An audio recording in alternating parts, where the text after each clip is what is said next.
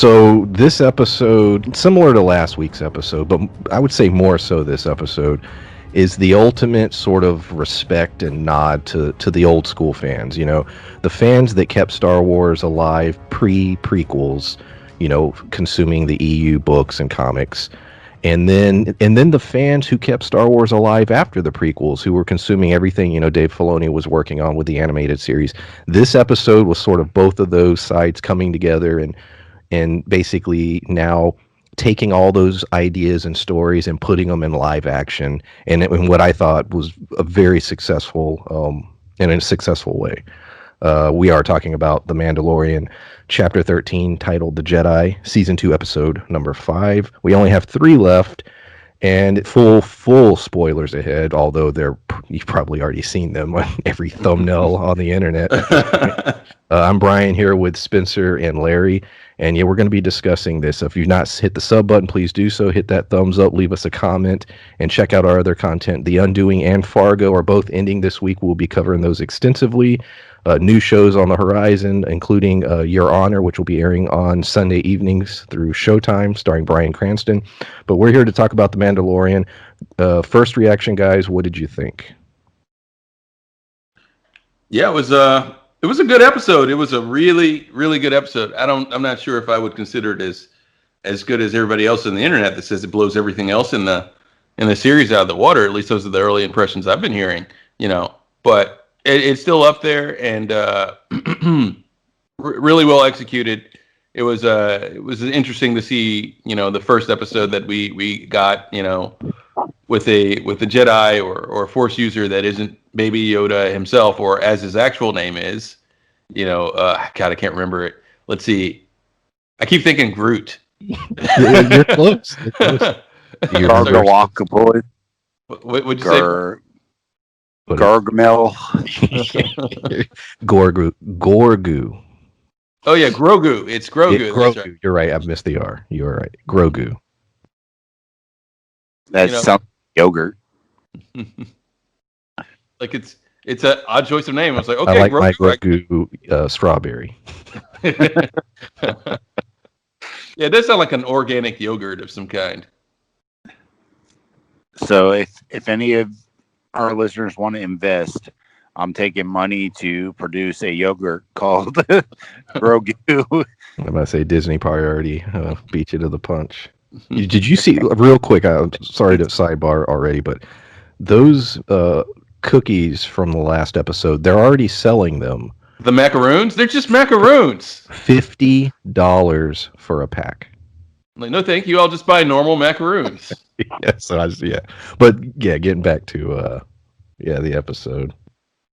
I thought this episode, we talked about it beforehand. The Siege episode was what I like about the EU style Star Wars stuff that's, you know, outside of the main movies. That was my favorite thing. And, you know, we had even mentioned that's what the movie should have been. This episode also felt like what the movie should have been, where it wasn't overloaded with the Jedi lore. It kind of showed a couple scenes with her and then kind of went off, you know, with the Mandalorian. It showed us how strong the Beskar steel was. So it shows how valuable the metal is itself. Why the Mandalorians were actually strong enough to be able to take on the Jedi. To me, that this episode made even Boba Fett feel more formidable than, you know, prior to. So I think that this episode was super important, but it wasn't my favorite in the series so far. I really enjoyed it, but it wasn't my favorite in the series. I do have, and this isn't a gripe, but I was talking with our friend Pat. I was talking with Pat, and he mentioned something that I had thought about too. The way that this show has been set up, my only gripe is that I don't feel like I have to watch it every week. Like, I could be fine waiting until it was all done and then watching it, because to me, there's not enough. The way it's shot is almost as if it should be dropped all at once. Like there is no like the Undoing. There's this like cliffhanger at the end of every episode. Like it's, you're waiting for that next week to tune in, but this is not the same way. They're I, not. I've said it before, and what I think I think you mean like it's, and I don't mind it, but it's like a cartoon in the Yeah. way it's structured. A lot of these episodes are structured exactly how you would structure a animated show, which makes sense because Dave Filoni's a major, part of this series. He wrote and directed this episode, so in that way, it does have that feel, and I do know what you mean. I mean, with that said, though, last week and this week were a bit lore heavy, as far as the meat of Star Wars. Um, but yeah, I do think I know what you're trying to say, or what Pat was trying to say. Yeah, Yeah. I don't disagree. I liked what they tried to get out these last couple weeks with some backstory, but right after the backstory they didn't drop like this big nugget where you're just like, oh shit, now I have to know about what's going to happen next episode. I don't feel like I have to know what's getting ready to happen next episode. I feel like if I waited until this was all over, I could binge it in a couple hours and be okay. Like I wouldn't dislike it. I've enjoyed every episode, but I don't feel that draw to watch it, the moment it airs. Like I did, even as much as people didn't like episodes 8 and 9 and stuff. I enjoyed them, but we went and seen all of those opening night. Like we were super excited. I don't feel that same excitement for this show, although I still do greatly enjoy it. Okay, yeah, I mean that's fair. That's a fair opinion. Yeah. That's a fair opinion. Yeah, I think if we weren't doing these reviews, I would probably, I watch it obviously the day it drops. I might not necessarily. You're right. I may push it off to a Saturday or Sunday if we weren't doing these reviews. But most people, outside of you guys, most of the people I know a lot of people that watch this show. None of them watch it on Friday. They usually watch it like Saturday or Sunday evening. So, but I also think they need to work on the release schedule. I hate the fact that this thing drops so early in the morning, 1, 2, 3 a.m., depending on where you live. And I was up last night at like 1 o'clock and it hadn't dropped yet. I think I was up around, I had woken up around 4 and checked, and there were already people live streaming reviews. And that was around 4 a.m. Eastern time.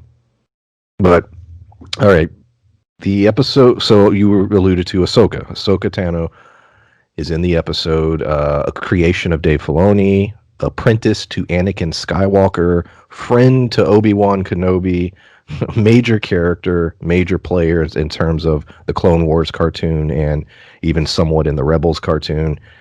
We get her, and she's on a quest. She is trying to infiltrate this base where this magistrate rules over, and she has information that Ahsoka wants. That's the tease for the entirety of the episode. We don't know what that information is, and we know in a day she plans on assaulting the base. And then the Mandalorian comes in the fold, and he's hired to go kill Ahsoka, but of course he doesn't want to because he needs a Jedi or a Force user. She never seemed bitter about the Jedi. What do you, as Larry? I know you've probably watched more of the animated stuff than we have. She was sort of bitter with the Jedi in that the way it sort of went. In this, she didn't. She seemed sad, I guess, because they were all gone.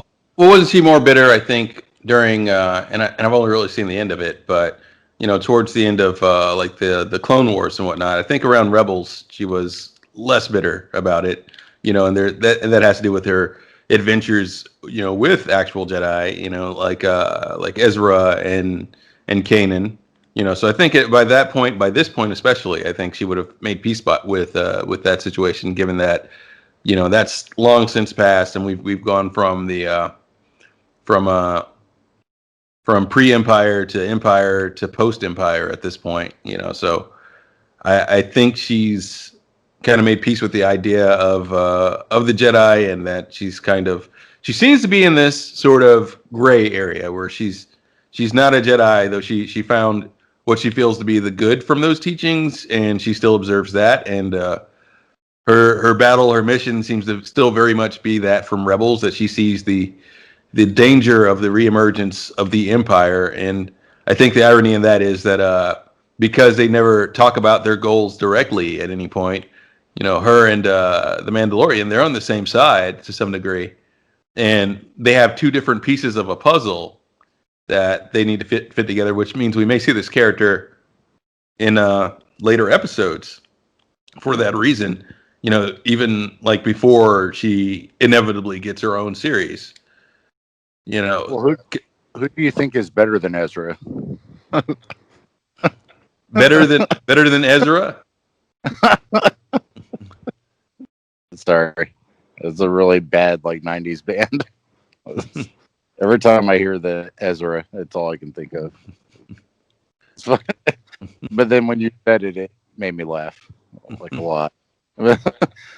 But I think that Ahsoka tying into this show, that Rosario Dawson did a good job with the mannerisms, the way she walked, the overall look was pretty amazing. And we weren't in question that, Disney, with the budget that they have, weren't going to do a good job with those aspects. But I was pretty happy with how she portrayed Ahsoka. Well, I think that was one thing that just universally people, kind of upon hearing that she was cast and everything, and then just look at Ahsoka, look at Rosario Dawson, features wise and everything. You're like, yeah, that kind of tracks. As long as you train her for the role and as long as she can fit the character, she kind of fits the part. And she did do this role, play this role very well. And she seemed like Ahsoka would be at this point in her life.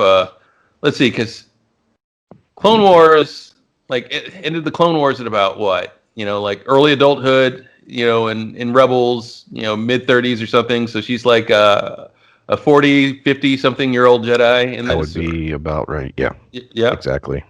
So yeah, and she sort of fit that role very well of the sort of, kind of battle worn, had seen it all Jedi, who's a little bit wiser than the other characters, kind of more in the know. And, she seemed to fit that wise mentor role that you would expect, because she is, whether she is officially or not, she's a master Jedi at this point, and she's a master Jedi with decades of experience. That's one of the things that I watched a couple of reviews, and that seems to be one of the debates in Clone. Like you said, in Rebels, it was more in the middle, but in Clone Wars, she was openly, "I'm not a Jedi." That's a famous line. "I'm not a Jedi." Yeah. She's called Jedi multiple times and never rejects the title. She takes Baby Yoda, which is Grogu. And, come on! Everybody is still going to call him Baby Yoda. They can name him what they want. You can't wait till 13 episodes in to give him a name. And she, does a Jedi test with him. She goes in the Jedi. So I think, I don't think she probably doesn't consider herself a Jedi, but she doesn't reject it either. She just sort of, goes with it. And then, like you said, we don't know what's happened in the last handful of years with her. Yeah, we don't. But I will say this much, given what even you all have seen in the show, she seemed, she didn't seem less powerful, but she definitely seemed like she was holding back. This whole thing wasn't even really a challenge for her. The conflict in this episode. And I think anyone who's not as familiar with the character may not have gotten that, but that's the feeling I got from it, because you didn't see her use any of those crazier force abilities, I guess, because it would be overkill more than anything. In fact, her threat was already, whether the Mandalorian showed up or not, she was already like, hey, you got one day to, comply and give me the information I'm asking you. Otherwise, I'm coming in there.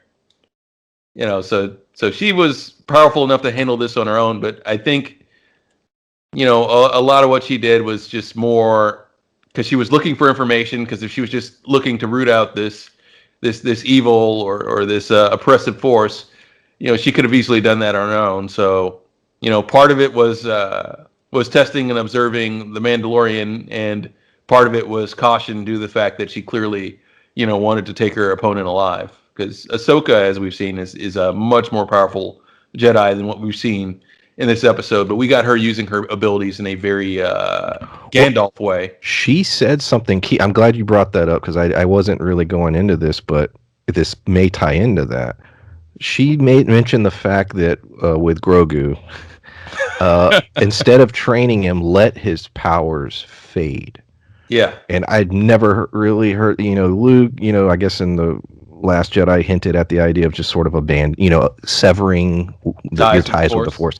Do you think she may have went through a period where she's faded in the Force, where she's not what she once was, due to who knows what reasons? It's been years, but do you think that's a possibility, or do you think they're setting? I don't know. The fact that she mentioned that is that's something that can be done within the Force, because you're right. And if you watch any of the cartoons, she's pretty damn powerful. Why did she give them a day? Why didn't she just come in? And it may be that sort of thing too, that she may be less. I was thinking that as well, because she may be at a point in her life where after the Clone Wars, after the fall of the Empire, until she realized that Thrawn was still around, she may have thought, well, my mission's done, and my past involving the Force and the Jedi, it's all been really painful. There's no need for me to practice. There's no need for me to hone my skills. So this may be her picking up the lightsaber after years of just, not being in battle or not dealing, not training at all. This. Yeah, I don't know what the relation as far as that comment, like how maybe she's been, going around, but I don't think that her powers have faded at all. I don't think that she's in that trying to let her powers fade for whatever reason, which I'm very interested to see now. We talked to, about backdoor pilots and everything. The mention of Thrawn, and I know you have a bunch of notes about this, Brian. That was very next on my list, so we're good. But the mention of Thrawn, to me, would show for whatever reason that she's going after him, because I haven't read the new book by Zahn, but the old trilogy had nothing to do with her. But I don't know that she would let her powers fade if she's going after someone like that. That's a good point. Well, yeah, and what I was more alluding to was she was letting them fade until she realized that Thrawn is still around, because she did have there was a lot of conflict with Thrawn in Rebels, which a series which she was a part of. So she probably realizes, more than most people, the threat that he is if he's still around.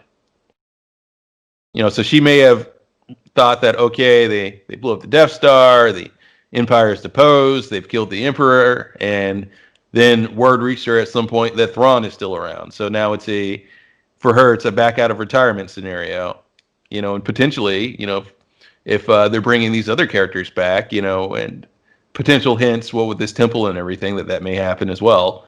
Her bringing the gang back together and us getting sort of a sequel series to those adventures. That's what I think they're setting up. We only have 3 episodes left, and this episode ended, with the battles were really great in this episode. All the stuff Ahsoka was doing, Mando, I love when they first interacted and they had their little Mandalorian versus, Jedi battle was a nice, cool little scene. But the way it ended, she, that was the question she asked: where is Grand Admiral Thrawn? And which is a big deal, and clearly she defeated her foe, the magistrate, and took the spear and gave it to the Mando, and that's a huge setup. We only have 3 episodes left. Will this storyline come back in the next 3 episodes? I don't know, but there were rumors that Disney was building several backdoor pilots throughout the course of this season, and that they would be unveiling which ones, I guess, they're greenlighting really soon. The rumor is December 10th, we may get some of that information, which is right around the corner, a couple of weeks away. So we may have that answer, in a couple of weeks, whether or not she's getting her own show and, what that'll be about. But there had been rumors that Thrawn would be appearing, in some form. Do you think that's a storyline that has to exist away from The Mandalorian, or could it be... I think it's too big for just The Mandalorian. Like, part of it could be there, but we're talking about Grand Admiral Thrawn, who would outrank even Moff Gideon. like who would very Yes. likely would outrank even Moff Gideon, and it's a bigger scenario. So you could see parts of like a Thrawn saga play out throughout multiple shows, but to just contain it to the Mandalorian, well, the type of show it would have to become is not the type of show that I want the Mandalorian to be. I love the sort of space western that it is right now. Yeah, I think it would greatly change the dynamic if he was in it. But like I said, the amount of shows that they're trying to do outside of the Mandalorian. I mean, I really would enjoy an Ahsoka and Thrawn show. I don't know that a Bo-Katan show, depending on, we've talked about it in other reviews, unless it was something different, covering a different time line, a different area, different setting, something to feel different from the Mandalorian, then I'd be okay, I guess. But this show in itself is showing us that they're trying to forge this bond between Gogurt and like baseball's version of Grogu. But I think that it's those shows that the only one I'm excited off of with all these backdoor pilots so far is the Thrawn and Ahsoka show. But I think it's more so because I'm familiar with those characters. So I'd be excited to see that as opposed to, Bo-Katan. I don't care as much. And the Marshals, I think, would be a really cool idea because a lot of those haven't been covered in other medias. So that one I think could be cool. But as of right now, the one I'm most excited about is the Ahsoka and Thrawn. I think, yeah, I would agree that could be an amazing show. So she decides, she's not going, and we're going to go into some of the other little stories. I just want to do all the cool stuff up front.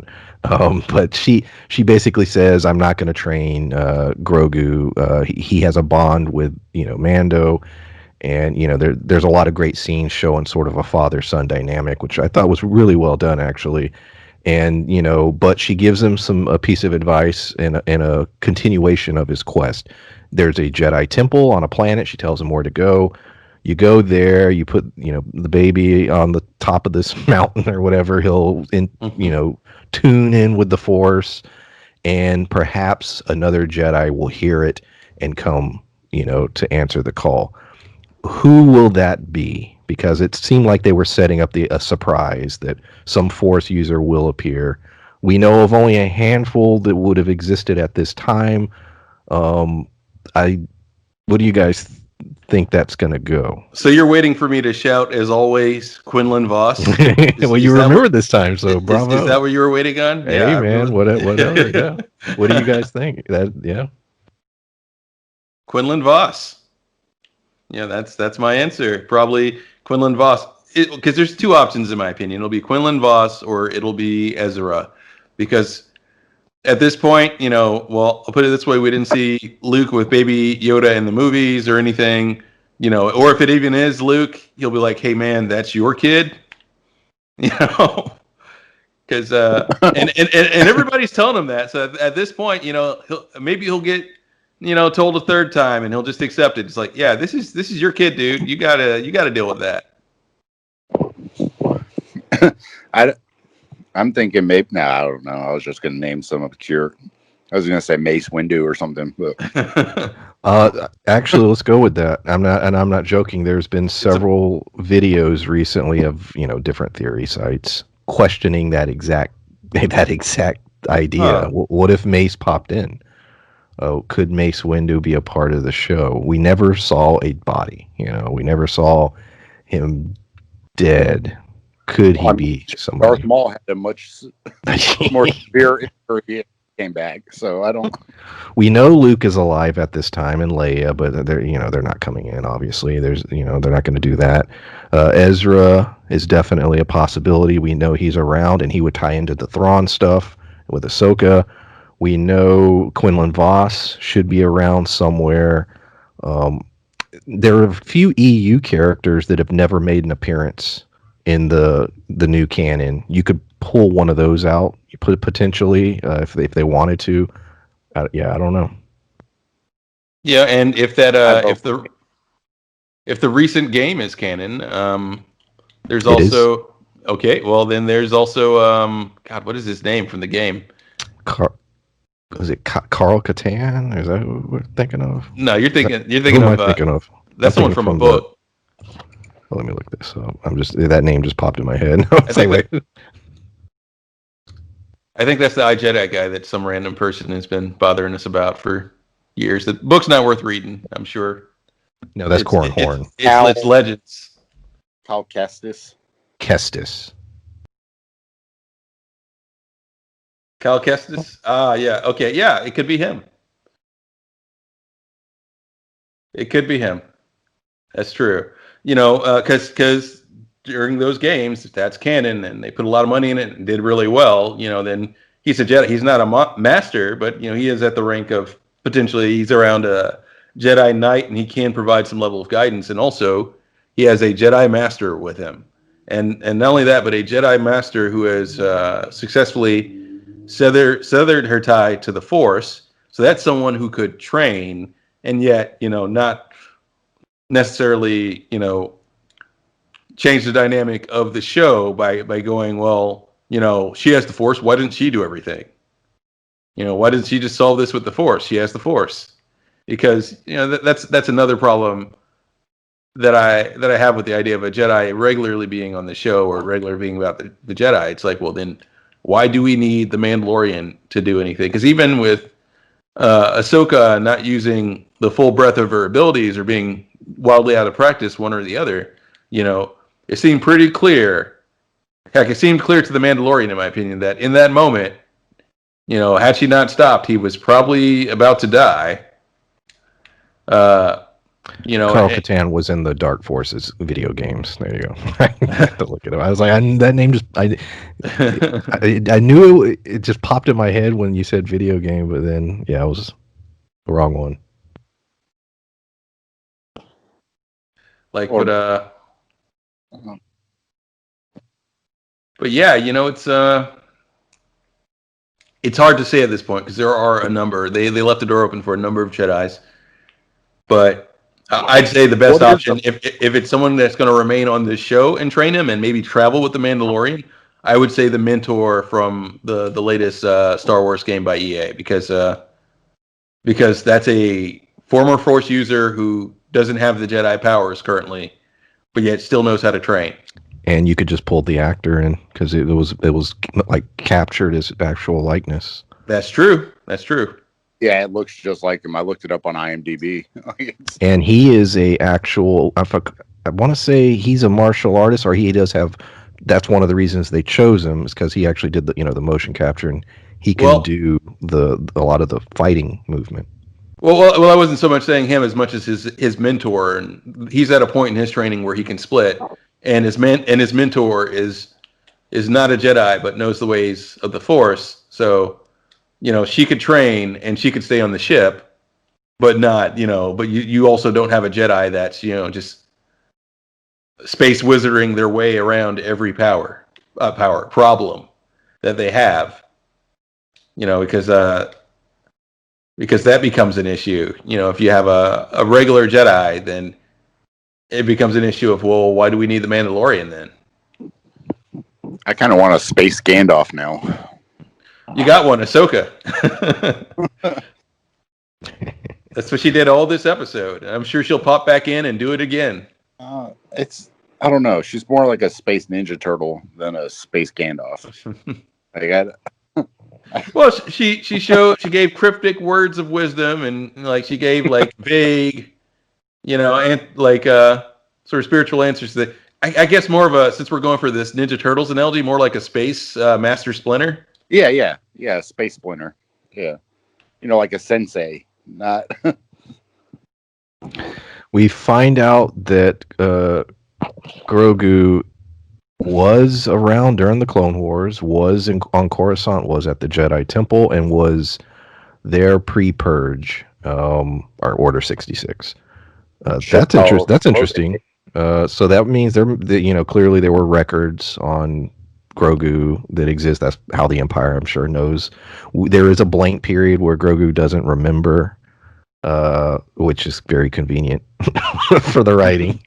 As far as where were you for all those years, I don't know. It, Um, it's yeah, what do you? convenient, but it makes sense due to the nature of trauma and everything. I mean, yeah. Yeah. Um, but yeah, there you go. So, any thoughts on what if they're going to do anything with that? The fact that he was around back then. No, I think it was cool that they showed his age. We were curious as to how old he was. Well, we know he's didn't they say 50? Yes. Like they said 50 last season. Like, but we But it was more. I felt like last season it was more of a guess, and then this episode was more of a confirmation because them saying that we think he's around 50 years old. That's us trying to put in a timeline where he was, what was going on, how far back he goes. But Ahsoka, like you said, she's about 50, so they're probably about the same age. Yeah. Well, and it Yes. puts at the Jedi Temple. It puts him at, like, when all this shit went down, he was there. It wasn't like he was just alive during that time. He was a part of it. So, Do you think Yoda had anything to do with him escaping? more than likely, Yeah, I'm serious. Yeah. Yeah. Yeah, there's a good chance of that. I don't know who it's his kid with, but maybe. Well, there was what's the other character's name? Yaddle. Yaddle. Yes. It's a female Yoda that they kind of glossed. I don't know if Yaddle is canon. I can't say I'm sure about that, but Yaddle was there, but I don't know. It seems like they're trying to get away from Yaddle being that species. Like they really seem to be ignoring that character's existence. But yeah, I don't know. Real quick, I want to talk about the imagery. This planet was pretty cool looking because it was different. It looked like it was being stripped, by the Imperial remnant, but it sort of had that look of if Endor had burned, yeah, all the it sort of looked like that planet that Kylo Ren attacked at the beginning of Rise of Skywalker. It's just a bunch of like dead trees. Which I thought was an interesting imagery. I thought that was, and I wonder if that was on purpose because it's a quick, little montage of Kylo Ren, attacking and killing those guys for that information. But it reminded me of the opening of this, where Ahsoka was in this similar looking area, slaughtering a bunch of guys for information. I don't know if that was on purpose, but that imagery reminded me of that a lot. Yeah. Go ahead, Larry. Oh yeah, I wouldn't say anything significant. I was just wondering, because my first thought. It's funny you mentioned, the look of the planet, because my first thought was like, since planets tend to have one theme in Star Wars, I'm like, you would assume it would just be this one area, but since you only have one element, it's the whole planet. Yeah, it's all burned up. So now it's Dead Tree Planet. That's what that is. Like, but because you can't have more than one. Look to a planet in Star Wars. Like, but yeah, I wonder, like they say, the way she stripped it of its resources and everything, is that like a weapon we're going to encounter later, or? I'm very curious about that myself. Yeah, I wish we had gotten a little bit more of that. And clearly she was very important to Thrawn and loyal, to his cause and what he was. And within the context of even go back and watch Rebels, Thrawn's weapon is his intelligence. He's a strategist. That is his whole thing. And he's really clever and puts people in his circle that get the job done at any means necessary. Even so much as I thought, for a show that's geared towards families and children to sell toys, they had somewhat of these like Star Wars version of crucifixions. These devices that held people with not lightning, but electricity, and I guess they were supposed to sit there until they died. I was like, oh wow, okay, Yeah, it's interesting. they're trying to come up with sci-fi, less offensive methods of torture and darker Yeah. themes. Yeah, like but yeah, I'm glad you mentioned that Thrawn and his experiments and things, and the fact that his main weapon is intelligence, because I think that very much plays into what's going on now. That this may be a coordinated effort between him and Gideon, and the amount of research that the Empire is doing right now says to me that that's probably the case, because the whole clones we have, and I only thought to say it for some reason after we were done recording last episode, but it probably fits in a little more now.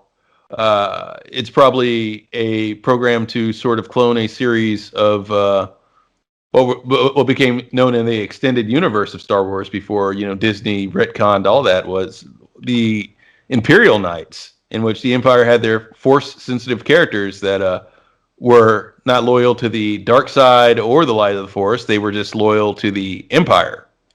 So that's probably what all this experimentation that you're seeing Gideon doing is about. That's probably a program that Thrawn tasked him with developing. That'd I be think that's a pretty. I don't know whether or not that's the route they're going, but not only does it make sense, it'd be something that I'd want to watch. Yes, it seems like something Gideon would want. Even his armor, turn it red, and what does it look like? Right? So I definitely see that kind of imagery in the cape and the whole thing. It's very Imperial Knight. That would be awesome if that is in fact what they're doing. I really hope they're doing something like that. That would be cool, bringing that into the main canon. We talked about it before we started recording. The only real gripe I had about this episode, if I had one complaint, it was Michael Biehn. I thought was squandered a little bit. He's such a legendary, cool actor. Aliens, Terminator, Tombstone. He's done a lot of cool parts. And even though he had a fun little exchange at the end, the episode with Mando, and he draws and he gets killed. I figured if you're going to bring someone like, because when I saw him, I was like, holy, I didn't realize he was in it, and I'm like, man, I wish they had done more with him or set him up for future episodes, but they didn't. What did you guys think about his performance, and do you agree it was squandered, or how do you feel about using an actor like that for a part like that? It didn't bother me as much because until you said his name, I was just like, oh, he looks familiar. And then I kept like thinking, I was like, man, he looks a lot like Johnny Ringo. And then, the end happens, and I'm like, man, this would be really cool if, they did a Johnny Ringo style, shootout with him. And then when you said his name earlier, I was like, holy shit, that is Johnny Ringo. Yes. So it took me a minute to put the pieces together, but I would have liked them to do something like that just because, like I said, I'm a huge Tombstone fan. So having him have that kind of dialogue, I don't think necessarily that they needed more action to kind of justify him being there, but any kind of dialogue would have been cool, like before the shootout, or similar to Tombstone where they were, pacing around each other, talking shit to each other. Like, I think it could have been done better, but I didn't feel like it was a missed opportunity. I just, because I kind of thought I knew who it was, I was hoping for something that wasn't necessarily needed. Well, yeah. Now that you mention it, I thought during that scene that it would have been better for to have a fight between those two that was a little more balanced, while Ahsoka is fighting the person that's subjugating that city. It'd been a little neater to have well, even though he seemed outclassed, I thought, okay, this is still going to last for a while. He's going to fight dirty, or, you know, I knew he was going to try to pull a pistol or something, but I thought like maybe he'd pull out like a flashbang and then like duck to the side, and there'd be more droids that were still functional during the fight, and it'd be Mando and him versus Mando versus him and the droids, and I just thought it would have been maybe a little bit more interesting if it played out like that. But in the moment, I was in the same boat that Spencer was. I wasn't sure who the actor was, but I thought they could have put more in that scene. The final duel, Ahsoka and the Magistrate. It's two lightsabers and a Beskar spear. Cool scene. It was not nice the way it was done. I agree. I think even that could have been done a hair better. I think you could have that final battle scene. I don't know. It felt like there was something missing. There was a missing component. I can't put my finger on what it was. But it was cool for what it was. The ending of it, they didn't show what what Ahsoka does, but one can assume. But she gets the spear and she gives it to Mando. So now he has this, Beskar spear. Two things: A, do you agree or disagree with my commentary on the ending as far as the battle? And two, what do you think he does with the spear? Yeah, people did praise that. However, the battle and everything, however, I felt that it felt like there was something missing from it too. Like maybe, I don't know. I know she was. It was some of the edits for me. I think that's what to clarify my feelings. Well, I know Rosario. Like I know Rosario Dawson was in like Daredevil. And but I'm not sure how much combat training has she received. Has she ever done anything with like a sword before? Because it does feel like maybe they were holding back a little, maybe because she wasn't used to having scenes where she had that type of weaponry or something, which is fine because she has she could get better as the show goes on or as her show goes on. I mean, it's not Daredevil bad or anything. Not Daredevil. I meant it's not Iron Fist bad. I was going to say Daredevil was amazing. Daredevil was awesome. Iron Fist was bad. The combat in Iron Fist was very stilted, and that was one of its big problems. Yeah, it wasn't nearly as bad as the Iron Fist editing. Yeah, but I will definitely say that. But yeah, I think I don't know. Or maybe that battle should have been a little longer. I don't know. Like I said, I couldn't put my finger on it, but I would have made it. I would have done something a little different. Well, to me, it would be much easier than it would be to have, let's say, Cara Dune, who, Gina Carano does a lot of her own stunts, but I'm just talking about look-wise. It'd be harder to find a stunt double to find somebody like that. When you have somebody in full makeup like that, like Ahsoka is, you could have a stunt double doing all of the, the more, I guess, technical, sword fighting, and still have her doing the close-up stuff, which is what I felt like they did, because they didn't jump back and forth a lot between the angles. They didn't show real close up and then jump far away and then jump back, and then it was all, they did a couple close-up scenes and then they would back up and show some scenes, so it was less choppy, like you said, Iron Fist, where it was all over the damn place doing quick cuts and stuff. But well, yeah, because clearly the actor in that wouldn't train to learn how to fight properly to fit a role in which he's a master of kung fu. I feel like with time Rosario Dawson would learn a little bit more and would you'd be able to get even more impressive lightsaber duels and things. And that's all that I feel like it needs. It needs time for the actors to grow into their roles, for the writers to flesh out those scenes. Well, I guess I got a good idea from the cartoons what they'd want to do, but just doing it in live action, I imagine, takes a little bit more, and it's a different dynamic, I'm sure. Yeah, I have zero issues with the way they did it. I enjoyed those aspects. I enjoyed how they did it. I enjoyed, like I said, the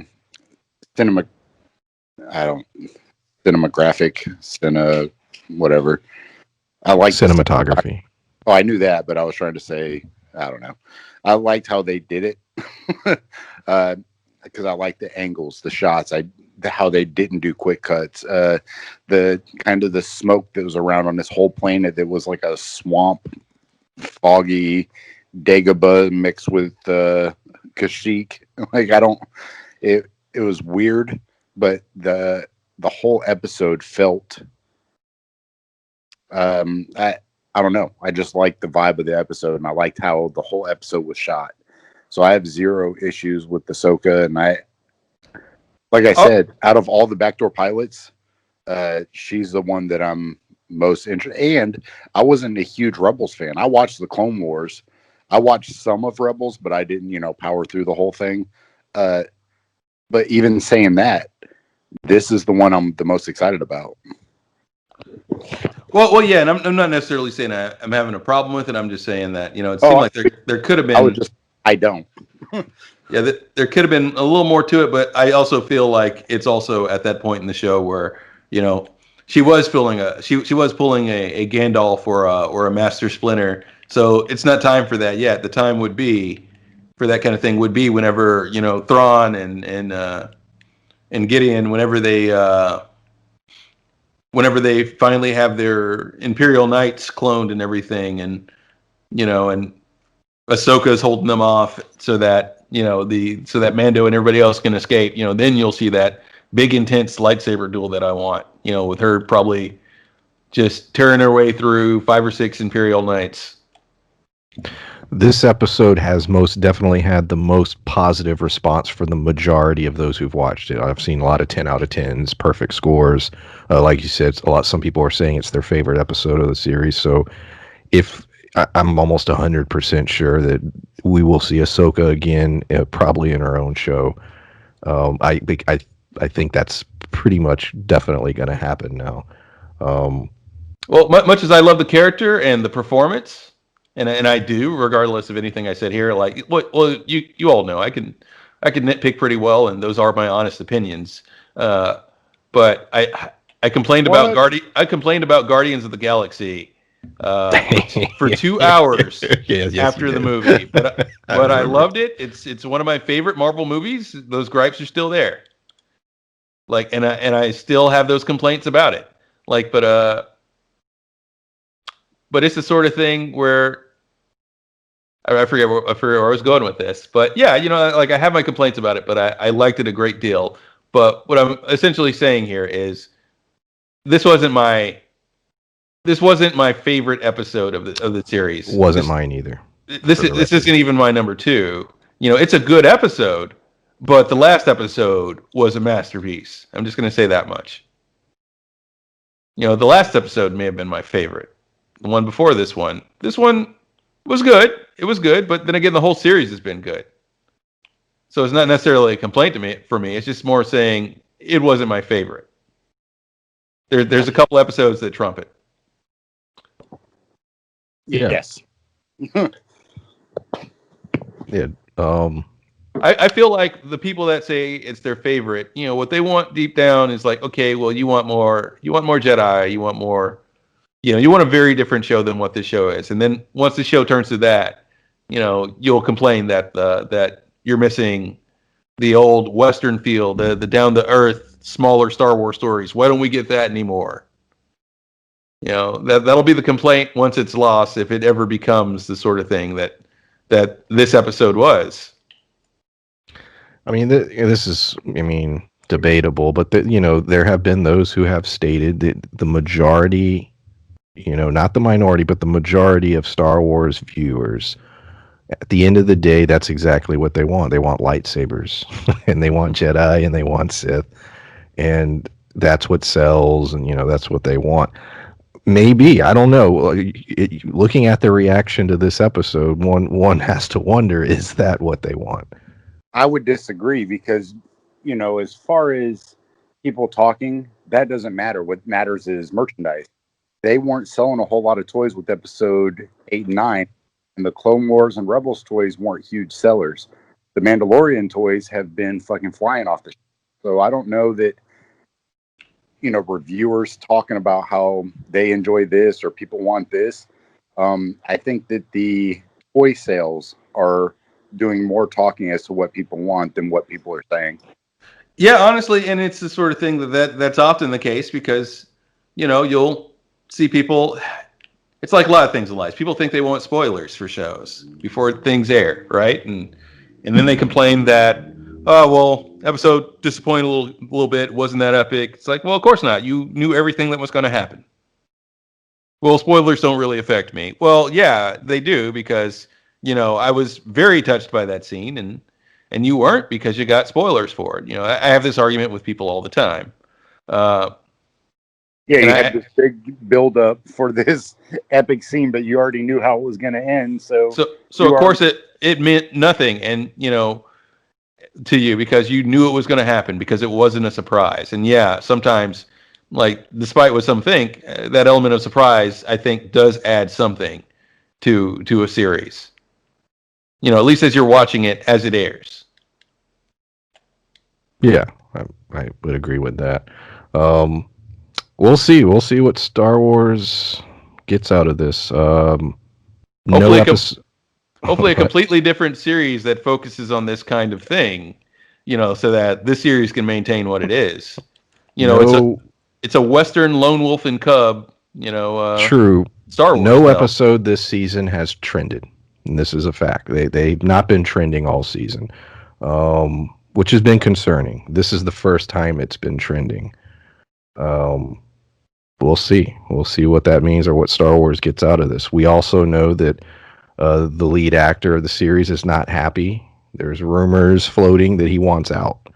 I don't know. I don't know what that means. I don't know if they've solved that problem or not.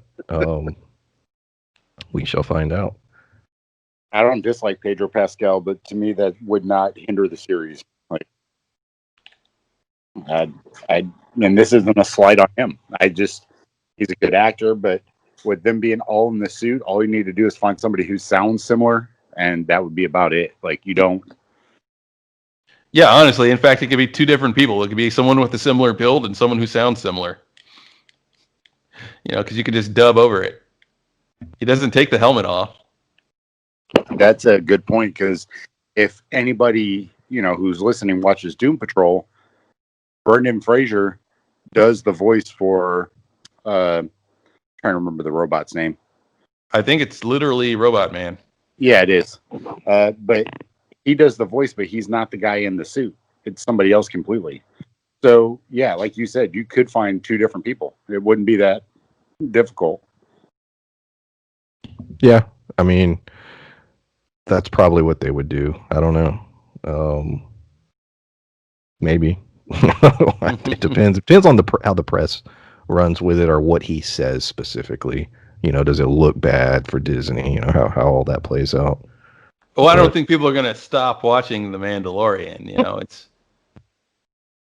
It's a big show. Whether anything went viral or not, I'm pretty sure the ratings are still through the roof for it because, well, at least most people I know still watch it, and I have regular conversations about the show. Just in my day-to-day life outside of this channel.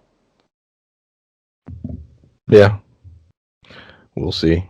The tracker. We didn't get nothing about the tracker this episode. There's a device on his ship. So Gideon knows exactly where he is and where he's going. I'm assuming that'll play. There's only 3 episodes left, so that clearly has to come up at some point. Are they going to save it for the finale, or will we get hints of that before then? What do you think? Well, we'll get, if they're working together, because we do get these scenes in the cartoons, and I'm sure in the other media with Thrawn as well, where you see him plan things, where we have 2 very smart characters, 2 of the smarter characters in the series, Gideon and Thrawn, will likely be in a room plotting things and talking about the Baby Yoda situation, and just looking at the data behind what they've seen so far of where he's gone and why. And they're just going to figure out where he's going next based on that because they got the tracker on Baby Yoda, and they'll be like, well, he's gone here, here, here, and here. So my guess would be he's met these people and he's going here. They plot it out very much like in Death Note or Clue. Whenever you see Thrawn, where he knows based on those context clues that okay. He's going to go this direction next. So chances are they're going to land on a world at some point, or they'll jump into hyperspace, come out of it, and be confronted by a number of ships or just an army of bounty hunters. And heck, who's to say that Boba Fett, once he plays back into this series again, will be on their side? Who's to say that he won't just see that as a high target bounty and one that has his armor at that?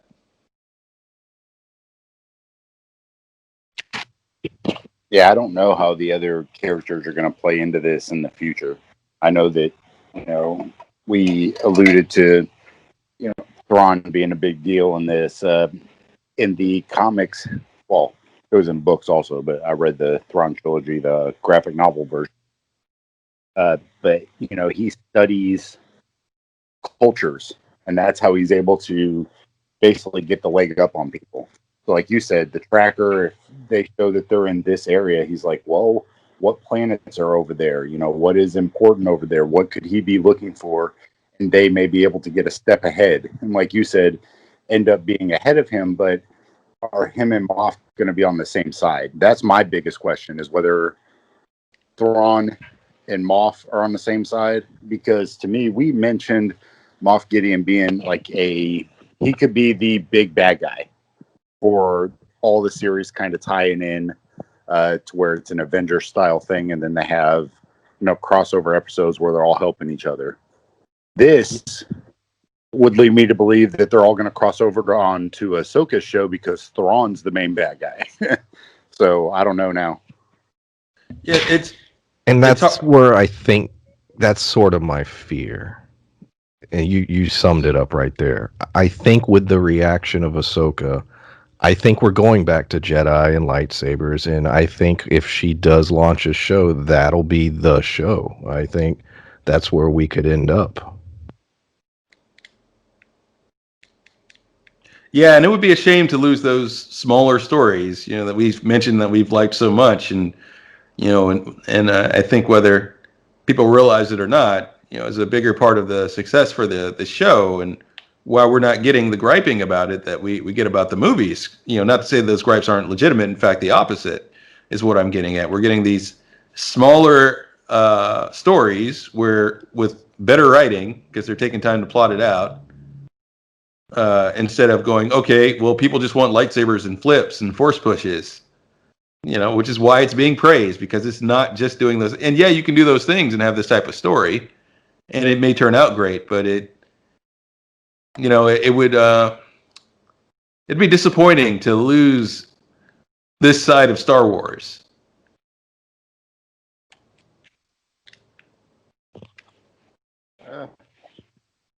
I thought it was muted. I was trying to mute it. No. I thought you fell down a hole or something. Yeah, I don't know what that was. No, I didn't fall again. That is a fear of mine also, which is, why I brought it up, because it is terrifying to think that The Mandalorian has been Disney Plus has it saved Star Wars. I mean, let's be real. It has. Yeah, agreed. It not only saved just Star Wars. I mean, Disney Plus, there'd be enough subscribers where there's enough kid content where parents will get it for their kids. However, think about the demographic of people who stream stuff and watch stuff who aren't kids. It's probably a much bigger number. I mean, shit, you look at just how old people get versus young people, even kids, 12 and under. It's a very small percentage of the population versus, 21 and up. So when you look at what they are trying to get to demographic wise, like who they're trying to appeal to, this has helped save Disney Plus, because we had also talked about it too. Nothing was coming out on Disney Plus. Like there was nothing. People were talking about dropping subscriptions, doing this kind of stuff, but then this came back on, and this has helped right the ship of their streaming service. So for them to go in a completely different direction of something that I've enjoyed quite a bit would kind of bum me out. And I'm not saying that I wouldn't like the Ahsoka show. I said earlier, that's the one I'm most looking forward to because of Thrawn.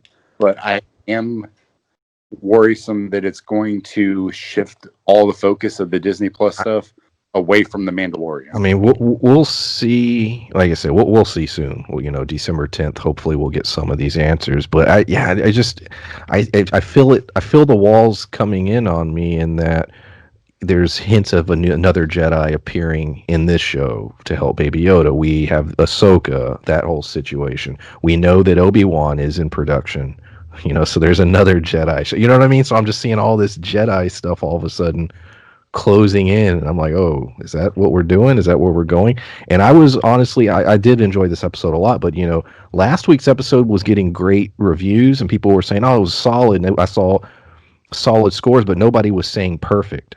I kept seeing multiple people say this episode was perfect. They use that word, perfect, 10 out of 10. And I was like, I didn't see a 10 out of 10 episode. I saw a solid, great episode, but not perfect. Yeah, I mean, if you thought this was perfect, I certainly hope they thought last week's episode was perfect as well. If this was, no, I'm just saying some of the publications I read that they said it was good, but no. I thought it was pretty crazy too. I was like, okay, it was an all right episode. I enjoyed it. I enjoy them all though. True. Yeah. It didn't bring anything extra to the table, and I don't think people know how much it can take from it. If they do lean into the Jedi thing, if it does become a thing where it's like, okay, well, we want all these shows, and every show has to have a Jedi in it. That would be oversaturation at some point if they've got 4 spinoffs. It becomes an issue that they may jump the shark, and we may get force powers that we know exist and that started to show up in the movies that people really don't want because they say, okay, well, they want Jedi. Well, then let's bring in the time travel and everything else. And, it could overcomplicate things. It can make things less. It can make the show less accessible to the audiences that they've already kind of got.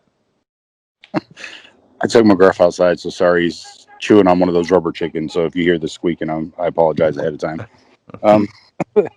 Nobody's listening at this point. Yeah. But the last thing I was going to mention was the fact that they could almost go like a Avatar route as far as training Baby Yoda, Grogu. You could have the Mandalorian basically learn through scrolls or whatever on what it is that he needs to teach him, because he was the one that got him to use the Force to pull that little ball to him. So I think that if you did a whole Avatar type thing where he was teaching him through scrolls or things like that, he could still basically be his teacher, and like you said, that lone wolf and cub, go that route as opposed to having even another Jedi come on and teach him. That'd be cool. I'd be into that. I definitely would be into that. That would be neat. I just think that it would be a different way of doing it without bringing in another Jedi, and it would still instill the values of a Mandalorian instead of a Jedi or somebody who is jaded with the Jedi or a Sith. The person who's instilling their values is a Mandalorian. Well, yeah, and that would be great because that's kind of different. And that's kind of what I want to see from the development of the character of Baby Yoda, who I will probably continue to call Baby Yoda because Grogu sounds like kind of a ridiculous name. I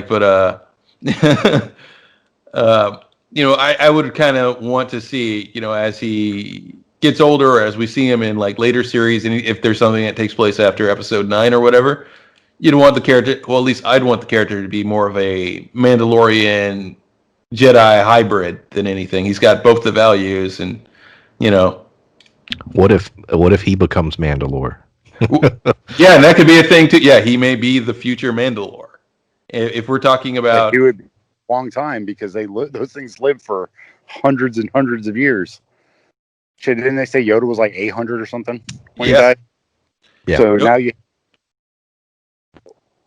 whatever that race is, you would have him leading Mandalore for hundreds of years.